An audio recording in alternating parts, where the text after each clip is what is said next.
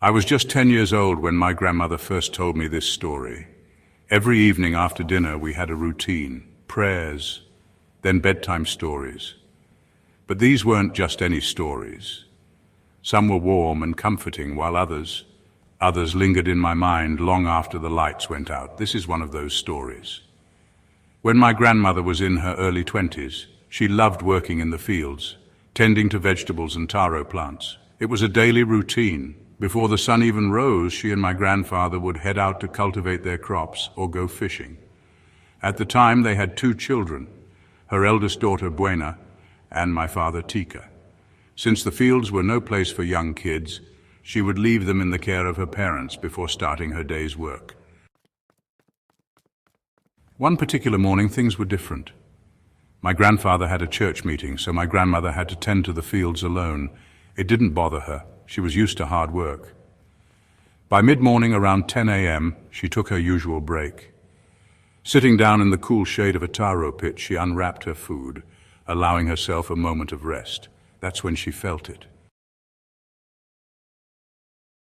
The silence was broken by a whisper. A cold breeze brushed past her skin. Strange, she thought.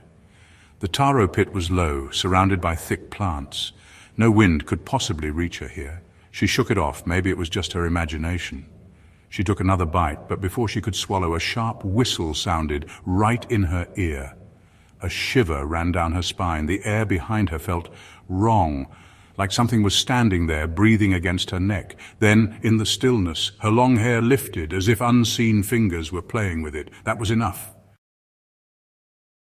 Panic took over, and she bolted, flinging her food aside. She ran blindly, heart pounding, not daring to look back.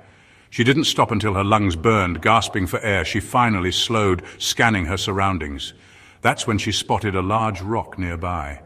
Exhausted, she stumbled toward it and sat down, trying to collect herself. Then a voice, deep, unfamiliar, from beneath the rock. "Are you tired? Go ahead and rest for a little while." Her blood turned to ice. Without hesitation, she shot to her feet and ran, faster than she ever had before. She didn't stop until she reached home, where she collapsed unconscious. To this day, she never forgot that voice, and neither have I.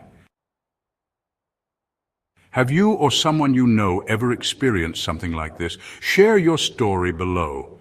This isn't the only eerie story my grandmother told me. Let me know if you want to hear another story.